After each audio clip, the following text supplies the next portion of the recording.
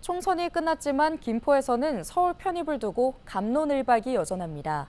서울 편입 추진을 철회해야 한다는 주장이 있는 반면 아직 서울로 편입될 가능성이 남아있다는 의견도 있는데요.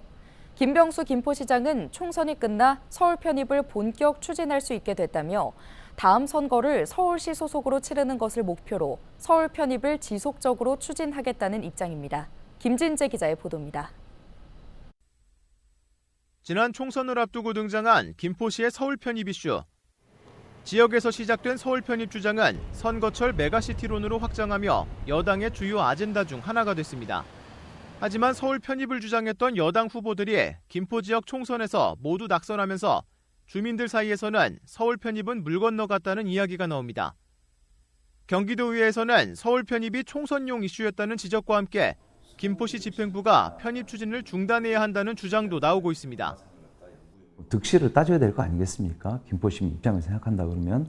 근데 득실을 따진 그런 용역 보고서라든가 아니면 그런 게 전혀 없는 그런 정책을 들고 나온 거예요. 총선용 이슈였다.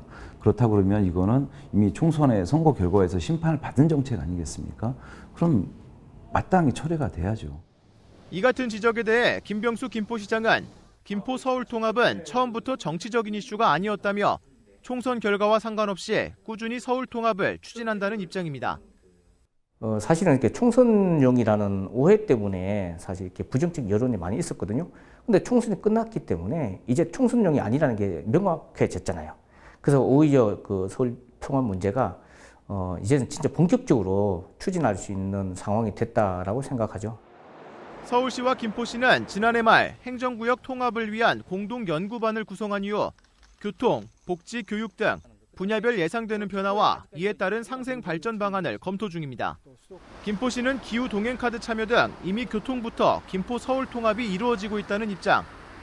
김병수 시장은 22대 국회가 개원하는 대로 김포 서울 통합법안 재발의와 주민투표를 추진하는 등 오는 2026년 지방선거를 서울시 소속으로 치르는 것을 목표로 행정구역 통합을 본격 추진할 계획입니다. 물론 최종적으로는 법안 통과가 돼야 되는데 제일 중요한 것은 뭐냐면 주민들께서 많은 수의 주민들께서 만약에 동의하고 찬성하시는데 아무리 이제 당이 다르다고 해도 국회의원들이 주민들의 의견을 반해서 결정하지는 않을 거라고 보기 때문에 저는 뭐 국회의 법 통과 가능성이 주민들의 의사에 달렸다 그렇게 봅니다.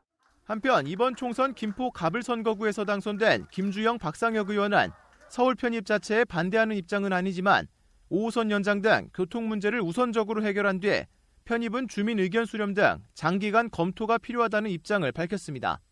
헬로티비 뉴스 김진재입니다.